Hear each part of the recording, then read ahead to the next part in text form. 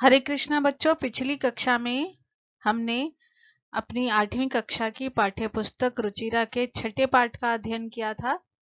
उसका सरलार्थ सीखा था, शब्दों के अर्थ जाने थे। अपनी आज की इस कक्षा में हम अपने छठे पाठ गृहम शून्यम सुताम विना का अभ्यास कार्य सीखेंगे, प्रश्नों के उत्तर करेंगे। अपना कार्य आरंभ करने से पहले जो नए बच्चे चैनल के साथ जुड़े हैं वो प्लीज चैनल को सब्सक्राइब करें व बेल आइकन दबाएं ताकि उनको आने वाले वीडियोस के नोटिफिकेशन मिलते रहें। बच्चों, ये वीडियोस मैं आपके लिए बना रही हूँ, इसलिए आपका सहयोग आवश्यक है। आपको ये वीडियो कैसे लग रहे हैं या आप इनमें और क्या नया चाहते हैं, कमेंट बॉक्स में अवश्य लिखिए। और यदि आपको अच्छे लग रहे हैं तो दूसरे बच्चों के साथ भी अवश्य शेयर कीजिए ताकि वो भी इसका लाभ उठा सके। तो चलिए बेटा, हम शुरू करते हैं अपने छठे पाठ गृहम शून्यम सुताम विना पाठ का अभ्यास कार्य।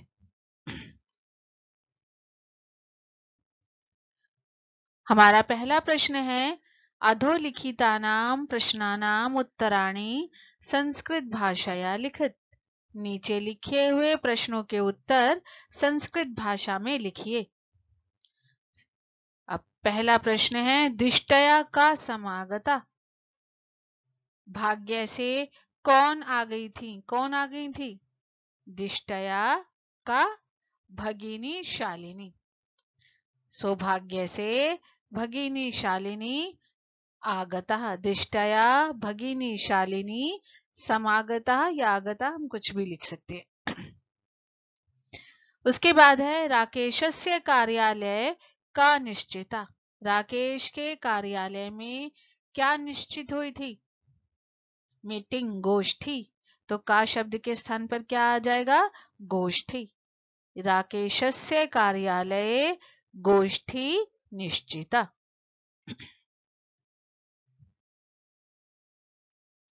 हमारा अगला प्रश्न है, राकेशः शालिनीं कुत्र गंतुम कथयति।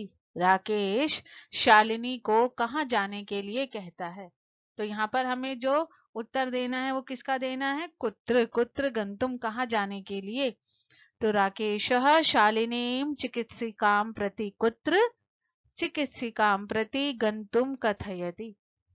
मैं बच्चों हमेशा आपको समझाती हूँ बेटा यही बात कि भले ही हमें एक वाक्य में उत्तर देना होता है, लेकिन जब हम उस प्रश्न का उत्तर लिखते हैं तो बहुत बार, हमेशा नहीं कहूंगी, लेकिन बहुत बार केवल एक ही शब्द के माध्यम से ही वो हमारे प्रश्न का उत्तर जो है वो कंप्लीट हो जाता है, पूरा हो जाता है। जैसे यहाँ पर कुत्र है तो चिकित्सिकां प्रति लिखा और हमारा प्रश्न पूरा हो गया। राकेशः शालिनीं चिकित्सिकां प्रति गंतुम कथयति। अगला प्रश्न है, सायंकाले भ्राता कार्यालयात् आगत्य किम करोति। शाम के समय भाई ऑफिस से आकर क्या करता है? तो आपने पाठ पढ़ा है क्या कि हाथ पैर धोकर, कपड़े बदलकर, पूजा घर में जाकर दीप जलाना और भवानी की स्तुति करना। तो सायंकाले भ्राता कार्यालयात् आगत्य हस्तपादादिकं प्रक्षाल्य वस्त्राणि च परिवर्त्य पूजागृहं गत्वा दीपं प्रज्वालयति भवानी स्तुतिं च करोति। कि शाम के समय भाई कार्यालय से आकर हाथ पैर धोकर, कपड़े बदलकर, पूजा घर में जाकर दीप जलाता है और भवानी स्तुति करता है।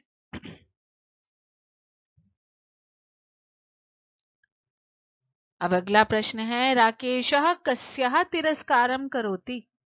राकेश किसका तिरस्कार करता है? किसका करता है बेटा? तो राकेशः सृष्टे उत्पादिन्यः शक्त्या। राकेश सृष्टि की को जन्म देने वाली शक्ति का तिरस्कारम करोति, तिरस्कार करता है। राकेशः सृष्टे उत्पादिन्यः शक्त्याः तिरस्कारम करोति। अगला प्रश्न, शालिनी भ्रातरम काम प्रतिज्ञां कर्तुम कथयति। शालिनी भाई को क्या प्रतिज्ञा करने के लिए कहती है? क्या कहती है शालिनी? कि तुम हमेशा कन्याओं की रक्षा और उनकी पढ़ाई की तरफ ध्यान दोगे। तो शालिनी भ्रातरम कथयति त्वं प्रतिज्ञां कुरु कन्यायाः रक्षणे तस्याः पाठने दत्तचित्तः स्थास्यसि। कि तुम यह प्रतिज्ञा करो कि तुम कन्या की रक्षा और उसको पढ़ाने में अपना पूरा ध्यान दोगे। अब अगला प्रश्न है, यत्र नार्यः न पूज्यन्ते तत्र किम भवति। जहां नारी की पूजा नहीं होती वहां क्या होता है? वहां सभी कार्य असफल हो जाते हैं। तो यत्र नार्यः न पूज्यन्ते तत्र किम भवति? तत्र सर्वः क्रियाः अफलः भवति। वहां सभी क्रियाएं असफल हो जाती हैं।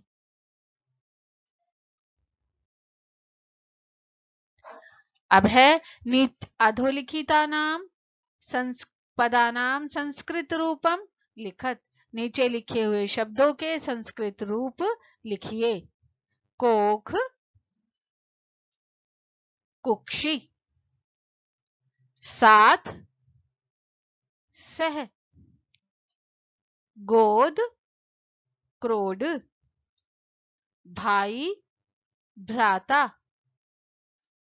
कुआं, कूपः और दूध, दुग्धम।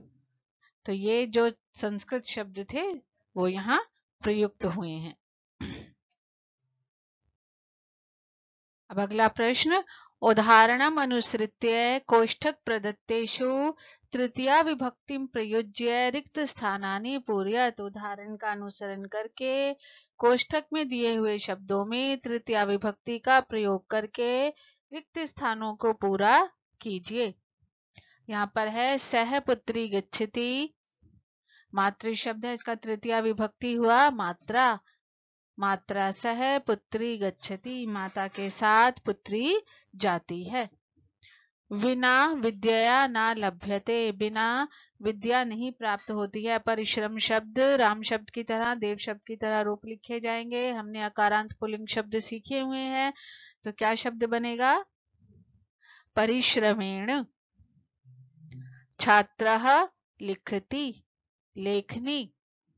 तृतीया विभक्ति लेखन्या। सूरदासः अंधः अस्ति, नेत्राभ्याम।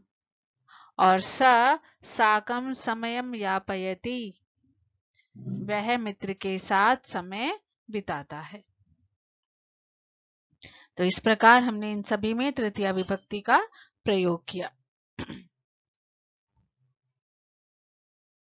अब अगला प्रश्न, का स्तंभे विशेषण पदम दत्तम खा स्तंभे च विशेष्य पदम।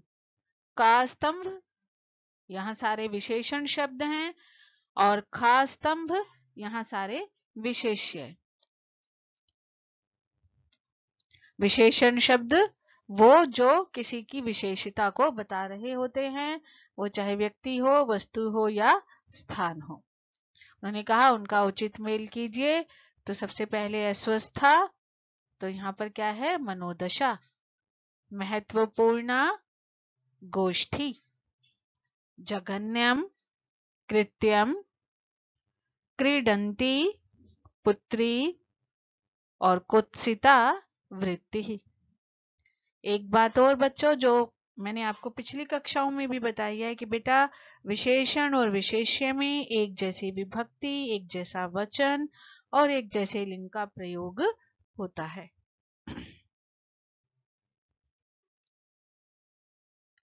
अब है अधोलिखित पदानाम विलोम पदम पाठात चित्वा लिखित। नीचे लिखे हुए शब्दों के विपरीत शब्द पाठ में से चुनकर लिखिए। श्व आने वाला कल, ह्य बीता हुआ कल। प्रसन्ना खुश, उद्विग्न परेशान या दुखी। वरिष्ठा बड़ी, कनिष्ठा छोटी। प्रशंसितम प्रशंसा किया गया, और गर्हितम निंदा किया हुआ। प्रकाशः, अंधकारः, सफला, अफलः, निरर्थकः, सार्थकः। ये सभी शब्द हमें किसमें से चुनने थे? अपने पाठ में से ही।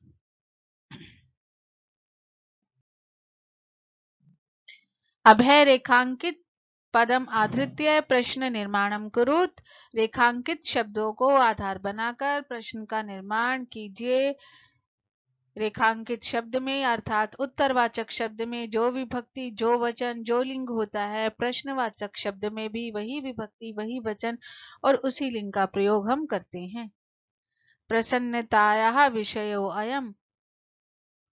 प्रसन्नता का विषय है। प्रसन्नतायाः लता शब्द की तरह रूप, षष्ठी विभक्ति एक वचन, तो किम शब्द के भी षष्ठी विभक्ति एक वचन, पुल्लिंग कस्यः।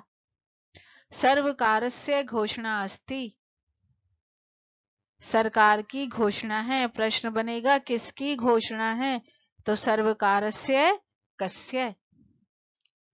अहम स्व अपराधम स्वीकरोमि। मैं अपना अपराध स्वीकार करता हूं। मैं क्या स्वीकार करता हूं? अहम किम स्वीकरोमि। समयात् पूर्वम आयासम करोषि। समय से पूर्व प्रयास कर रहे हो। किससे पूर्व प्रयास कर रहे हो? समयात्, कस्मात्। पंचमी विभक्ति, पंचमी विभक्ति। अंबिका क्रोडे उपविशति। अंबिका गोद में बैठती है। अंबिका कहाँ बैठती है? तो कुत्र।